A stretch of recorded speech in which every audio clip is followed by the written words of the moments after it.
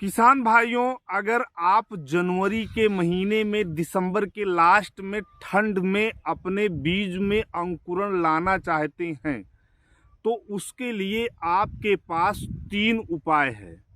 केवल 3 उपाय से आप अगेती सब्जी की बुआई करके बहुत बेहतरीन पैसा कमा सकते हैं। किसान भाइयों, यही बात होती है अच्छे किसान की, समझदार किसान की और नासमझ किसान की।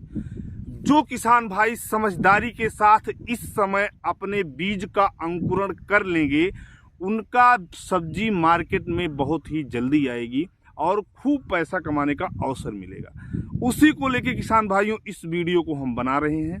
हमारा नाम है पंकज तिवारी और आप देख रहे हैं आपका अपना यूट्यूब चैनल पंकज की किसान पाठशाला।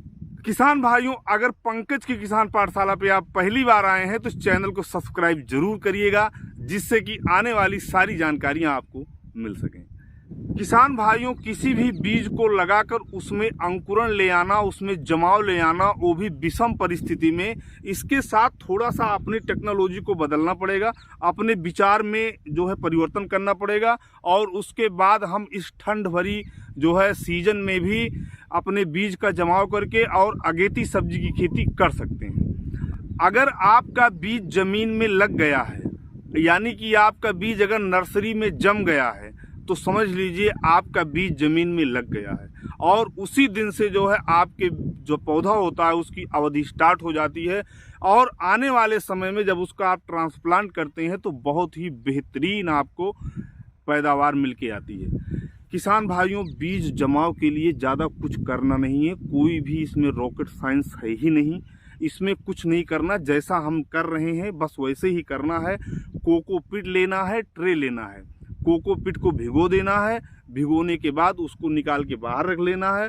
उसके बाद 2-4 घंटे के बाद उसको ट्रे में इस प्रकार से डाल देना है।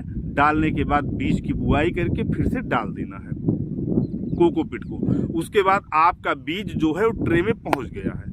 अब आपको क्या करना है कि इतनी ठंड पड़ रही है, आप देख रहे होंगे कि अभी दोपहर का समय है, 3 बज रहा है जब मैं इस वीडियो को बना रहा हूं और उस समय भी आप देख सकते हैं तो कितना सारा जो है बादल हुआ है, कोहरा हुआ है और ठंडी हवाएं चल रही हैं। इस कंडीशन में उसको गर्मी देने की जरूरत पड़ेगी।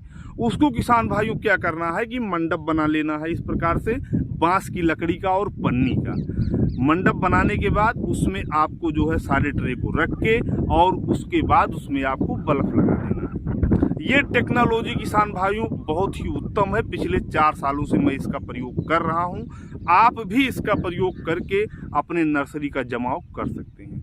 जैसा कि आप देख रहे हैं आज 29 दिसंबर है और 29 दिसंबर को हमने जो है इस प्रकार से नर्सरी अपने प्लांट में लगा दिया है।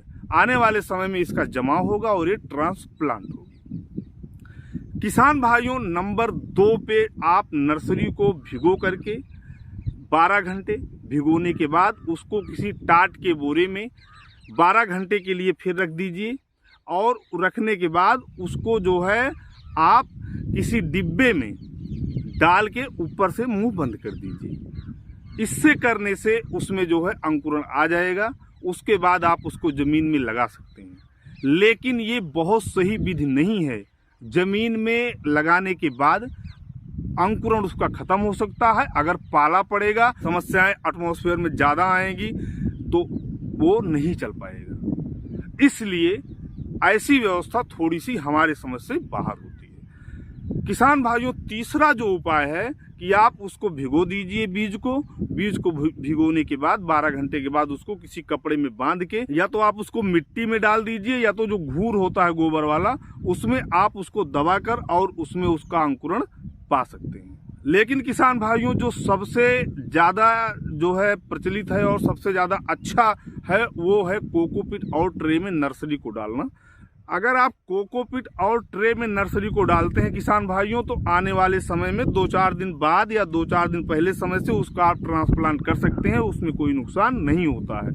इस प्रकार से किसान भाइयों, आप अपने बीज का अंकुरण करके बहुत अच्छा पैसा कमा सकते हैं। और हमारे साथ अगर आप खेती करना चाहते हैं तो आप हमारे साथ चलते रहिए। अगर आपको किसी भी जानकारी की ज़रूरत है तो आप कमेंट करें, आपको सारी जानकारी मिलेगी। सभी किसान भाइयों को पंकज तिवारी का नमस्कार, धन्यवाद।